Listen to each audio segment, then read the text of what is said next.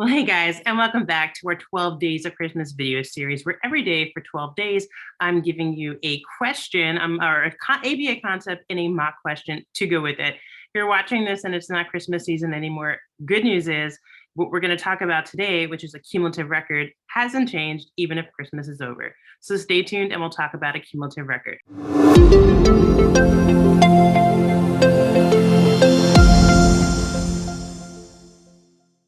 Okay, guys, so what is a cumulative record? A cumulative record is a way of displaying graphic data. Essentially, what it's used for is to keep a record of how many targets a person learns within a skill.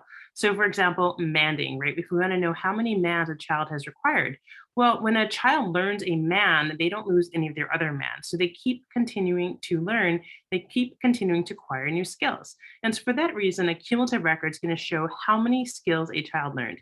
So I made a graph up here, and it is a graph that I made. It is not a real graph, so it's not going to have all the features and functions of a graph, but I'll show it to you and I'll show you what it is, what it looks like, and why some of the features on the graph are what they are. Okay, guys, so here is our graph of a cumulative record.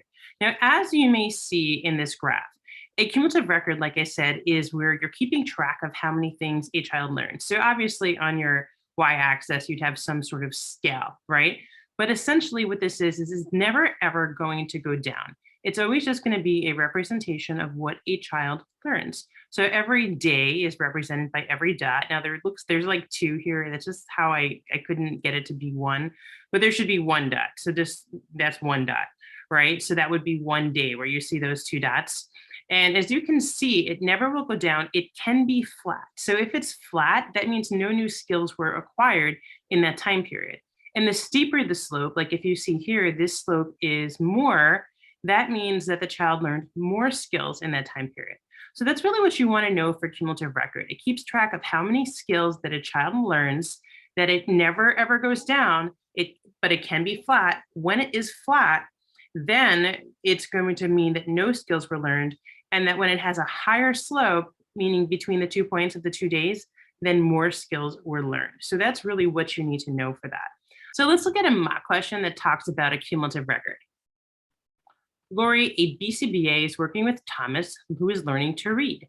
She wants to track the number of sight words that he learns. What would be the best graphic display? Well, throw your answer in the comments below. I hope you do know, because it's hint, hint, hint, it's the title of this video.